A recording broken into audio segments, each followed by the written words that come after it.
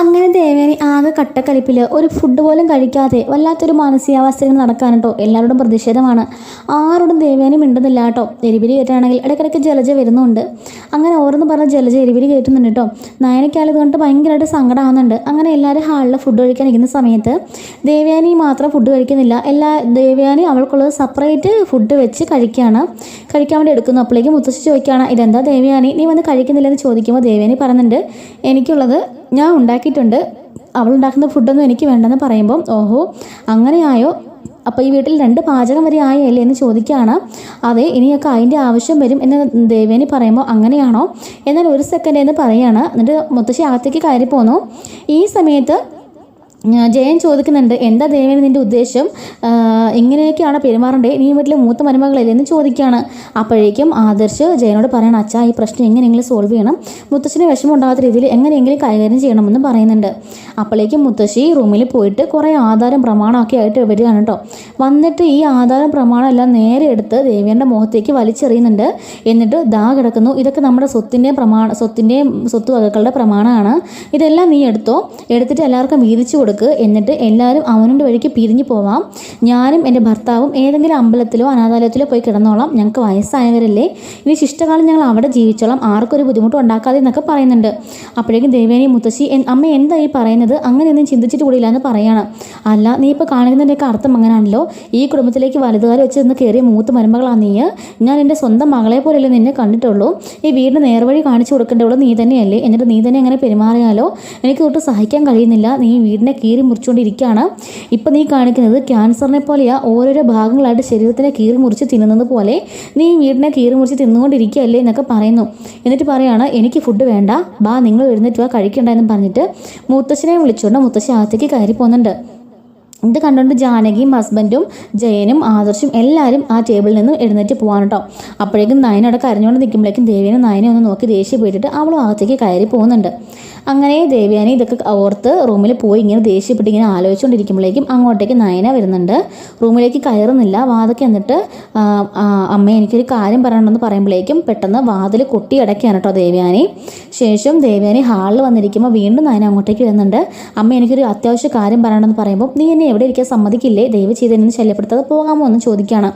അമ്മയെ പറ്റില്ല, എന്നെ ഞാൻ പറഞ്ഞ കാര്യം കേട്ടിട്ട് അമ്മ പോയാൽ മതി എന്ന് പറയുമ്പോഴേക്കും, എന്താടി നീക്ക് സ്വൈര്യം തരാൻ ഉദ്ദേശമില്ലേ, നീ എന്നെ ഭീഷണിപ്പെടുത്തണം ചോദിക്കുമ്പോൾ അമ്മ എങ്ങനെ വേണമെങ്കിലും കരുതിക്കോ എന്ന് പറയുന്നുണ്ട് കേട്ടോ.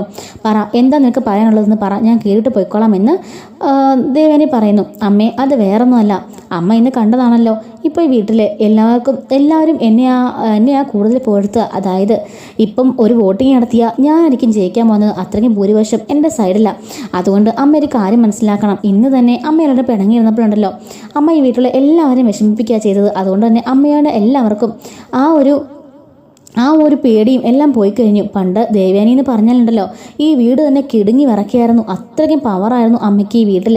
പക്ഷേ അതൊക്കെ ഇപ്പം അമ്മ തന്നെ തച്ചുടച്ച് കളഞ്ഞുകൊണ്ടിരിക്കുക, അമ്മയുടെ പവർ അമ്മ പോലും നശിപ്പിച്ചുകൊണ്ടിരിക്കുക. അമ്മയ്ക്ക് മനസ്സിലാവുന്നില്ല അമ്മയുടെ വില ഇപ്പം എത്രത്തോളം താഴ്ന്നു പോവാണെന്നുള്ളത്. ഇപ്പം ദാ ക്യാഷ് കൈകാര്യം ചെയ്യാനുള്ള അവകാശം ആദർശം എനിക്ക് തന്നു കഴിഞ്ഞു, അടുക്കള കൈകാര്യം ചെയ്യാനുള്ളതും പൂജ ചെയ്യാനുള്ളതും എല്ലാ അധികാരങ്ങളും എൻ്റെ കൈക്ക് തന്നു കഴിഞ്ഞു. അതുപോലെ അമ്മ ഇനി ഇതുപോലെ കാണിച്ച് അമ്മ മാറി നിൽക്കുകയാണെന്നുണ്ടെങ്കിൽ ഉണ്ടല്ലോ ബാക്കിയുള്ള എല്ലാ അവകാശവും മുത്തശ്ശിയും എൻ്റെ കൈക്കിലേക്ക് കേൾക്കും. ഈ വീടിൻ്റെ സർവാധികാരി, അതായത് ഇനി അമ്മയുടെ സ്ഥാനത്തേക്ക് ഞാനായിരിക്കും വരാൻ പോകുന്നത്.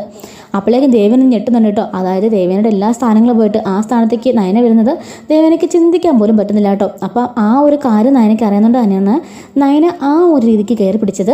അപ്പോൾ നയനെ പറയണേ, പിന്നെല്ലാം അമ്മയുടെ ഇഷ്ടം, എല്ലാം അമ്മയുടെ കൈവിട്ട് തന്നെ പോകും, അല്ലെങ്കിൽ അമ്മ നോക്കിക്കോ, അമ്മ പറഞ്ഞല്ലോ ഞാൻ അമ്മയുടെ മോനെ വശത്താക്കിയിരിക്കുകയാണെന്ന്, ആദ്യം താമസം സംഭവിക്കും, അമ്മ ഇങ്ങനെ പെരുമാറാണെന്നുണ്ടെങ്കിൽ എല്ലാവരും എൻ്റെ വശത്താകും എന്നൊക്കെ പറഞ്ഞ നയന അവിടെ നിന്ന് ഇങ്ങനെ ചിരിച്ചുകൊണ്ട് പോകുന്നുണ്ട്. അപ്പോഴേക്കും ദേവേനെ ഒന്നും ഞെട്ടുന്നുണ്ട് കേട്ടോ. കാരണം ഈ ഒരു അധികാരമാണല്ലോ ദേവേനയുടെ അവിടെ എല്ലാം. അവൾ പറഞ്ഞെടുത്തൊന്നും മറ്റാരും ഒന്നും മാറുക പോലും ഇല്ല. അവൾ സംസാരിക്കണ്ടെന്ന് പറഞ്ഞാൽ പോലും ആരും സംസാരിക്കില്ല, അത്രയ്ക്കൊരു പേടിയാണ് എല്ലാവർക്കും ദേവയാനിനെ. അപ്പോൾ അതൊക്കെ തൻ്റെ വശത്തൊന്ന് പോകുമല്ലോ എന്ന് ഓർക്കുമ്പോൾ ദേവയാനിക്ക് നല്ലൊരു പേടി ഉണ്ടാകുന്നുണ്ട് കേട്ടോ. അങ്ങനെ ദേവയാനി എന്താ ചെയ്യണമെന്ന് അറിയാമോ, ദേവേനെ ഇങ്ങനെ ആലോചിക്കുകയാണ്. ഇല്ല, അതൊരിക്കലും സംഭവിക്കാൻ പാടില്ല എന്നൊക്കെ ഞാൻ ദേവേനെ ആലോചിക്കുന്നു. അങ്ങനെ രാവിലെ നയന ഇങ്ങനെ അടുക്കളയിൽ പാചകം ചെയ്തുകൊണ്ടിരിക്കുമ്പോഴേക്കും ദേവേനെ അങ്ങോട്ടേക്ക് വന്നിട്ട്, എന്താ നയന ഇതുവരെ ആർക്കും കോഫിയൊന്നും കൊടുത്തില്ലെന്ന് ചോദിക്കുമ്പോൾ ജയൻ പറയാണ്, ഓൾറെഡി അവൾ കോഫിയിലും തന്നു കഴിഞ്ഞെന്ന് പറയാണ്, നിനക്ക് ഇവിടെ വെച്ചിട്ടുണ്ടായിരുന്നു, തണുത്തുകൊണ്ട് കൊണ്ടുപോയതെന്ന് പറയുന്നുണ്ട് കേട്ടോ. അപ്പം അമ്മയെ ഞാൻ ഇപ്പോൾ തന്നെ കോഫി ഉണ്ടാക്കിക്കൊണ്ട് വരാമെന്ന് പറഞ്ഞിട്ട് കോഫി ഉണ്ടാക്കുകയാണ്. ഈ സമയത്ത് ജലജ പോയി ചോദിക്കുന്നുണ്ട്, എന്താ ഏട്ടത്തി ഇത്, ഇന്നലത്തെ കാലമെല്ലാം മറന്നുപോയോ? എന്നിട്ട് ഏട്ടത്തി അവിടെ വീണ്ടും സംസാരിക്കുകയാണെന്ന് ചോദിക്കുമ്പോഴേക്കും നയന വന്നിട്ട് പറയുകയാണ്, നിങ്ങൾ എന്തിനാ ആവശ്യമില്ലാതെ ഇങ്ങനെ പ്രശ്നം ഉണ്ടാക്കുന്നത്? നിങ്ങൾ ഈ വീട്ടിലെ മുതിർന്ന ഒരാളല്ലേ, അതിൻ്റെ ഒരു ഇത് കാണിക്കുക, അല്ലാതെ കൊച്ചുപിള്ളേരെ പോലെ ഇങ്ങനെ പോരടിപ്പിക്കാതെ എന്ന് പറഞ്ഞിട്ട് നയന ആ കോഫിയും കൊടുത്തിട്ട് പോകുന്നുണ്ട്. അങ്ങനെ ദേവേനെ കോഫി കുടിക്കുന്നുണ്ട്. അല്ല, ഇന്ന് കാപ്പിക്ക് എന്താ ഉണ്ടാക്കുന്നേ? ദോശ ഇഡ്ഡലി എന്ത് വേണം ഉണ്ടാക്കാമെന്ന് പറയുമ്പോൾ ദോശ മതി എന്നിങ്ങനെ ദേവേനി വലിയ ഒരു അധികാരഭാവത്തിൽ പറയുന്നുണ്ട്. അപ്പോൾ നയനയ്ക്ക് കാര്യം ക്ലിക്കുന്നുണ്ട്. നയന പറഞ്ഞാൽ അത് ശരിയമ്മേ, ഞാൻ അത് തന്നെ ഉണ്ടാക്കിക്കോളാം എന്ന് പറഞ്ഞ് ചിരിച്ചുകൊണ്ട് നയന അകത്തേക്ക് പോകുന്നുണ്ട് കേട്ടോ. അപ്പോഴേക്കും മുത്തശ്ശി പറയാണ്, നയന മീനാക്ഷി ഇല്ലല്ലോ, നീ ഒറ്റയ്ക്ക് കിടന്ന് കഷ്ടപ്പെടുകയല്ലേ, നീ ജാനകിയും കൂടെ കൂട്ടേക്ക് വിളിച്ചോളാൻ പറയുമ്പം വേണ്ട അമ്മയോട് മിണ്ടിയല്ലോ, എനിക്ക് അത് തന്നെ മതി, എല്ലാ പണിയും ഒറ്റയ്ക്ക് ചെയ്തോളാം എന്ന് പറഞ്ഞിട്ട് നയന ഓടിപ്പോയിട്ട് ജോലികളെല്ലാം ചെയ്യാൻ തുടങ്ങുന്നുണ്ട്. അങ്ങനെ ദേവയാനി കസേരയിൽ വന്ന് കാലൊക്കെ വെച്ച് പത്രമൊക്കെ വായിച്ചുകൊണ്ടിരിക്കുകയാണ്. കാരണം അവളുടെ അധികാരവും അവളുടെ ആ ഒരു സ്ഥാനം ഒരിക്കലും വിട്ടുപോകരുത്, അതുകൊണ്ടാണ് ദേവയാനി അങ്ങനെയൊക്കെ ചെയ്യുന്നത്. അങ്ങനെ ജലജ ഓർക്കുകയാണ്, എത്ര നല്ല ചാൻസ് ആയിരുന്നു, എല്ലാം കളഞ്ഞു കുടിച്ചൊന്നിരിക്കുന്ന കണ്ടില്ലേ എന്നൊക്കെ ജലജ മനസ്സിൽ ഓർക്കുന്നുണ്ട്. നവ്യയും അഭിയാണെങ്കിലോ എല്ലാം കൊള്ളമായതിലുള്ള രീതിക്ക് ഇങ്ങനെ നിൽക്കുന്നുണ്ട് കേട്ടോ. അങ്ങനെ ദേവയാനി പുറത്ത് ഫോൺ വിളിച്ചുകൊണ്ടിരിക്കുമ്പോഴേക്കും ആദർശ അങ്ങോട്ടേക്ക് ഇറങ്ങി വരുന്നുണ്ട്. ഈ സംഭവങ്ങളൊന്നും ആദർശ അറിയുന്നില്ല കേട്ടോ. അങ്ങോട്ടേക്ക് ഇറങ്ങി വരുമ്പോഴേക്കും ദേവയാനീനെ കണ്ടിട്ട് ആദർശ അകത്തേക്ക് കയറി പോകുമ്പോൾ മോനെ ആദർശി എന്ന് വിളിക്കുന്നുണ്ട്. അമ്മ എന്നെയാണ് വിളിച്ചത് ചോദിക്കുമ്പോൾ പിന്നെ അല്ലാതെ ഞാൻ വേറെ ആരെയാണ് വിളിക്കേണ്ടത്, നീ ഇങ്ങ് വന്നേന്ന് പറയാണ്. അമ്മയ്ക്കപ്പം എൻ്റെ പിണക്കൊക്കെ പോയതെന്ന് ചോദിക്കുമ്പോൾ എനിക്ക് നിങ്ങളുടെ പിണങ്ങിയിരിക്കാൻ പറ്റുമോടാ, നീ എൻ്റെ പൊന്നു മോനല്ലേ എന്ന് പറഞ്ഞിട്ട് ആദർശനെ കെട്ടിപ്പിടിക്കുന്നുണ്ട്. ഇന്നലെ കാണിച്ചതൊക്കെ എപ്പോഴെന്നുള്ള ദേഷ്യമല്ലേ, അമ്മയ്ക്ക് മനസ്സിലായി അമ്മയുടെ ഭാഗത്ത് തെറ്റെന്നുള്ളത്, എൻ്റെ മോൻ ന്യായത്തിൻ്റെ ഭാഗത്ത് മാത്രം നിൽക്കുള്ളൂ എന്ന് അമ്മയ്ക്ക് അറിയാം, അതൊന്നും സാരമില്ല എന്നൊക്കെ പറഞ്ഞ് അവനെ ആശ്വസിപ്പിക്കുന്നുണ്ട്.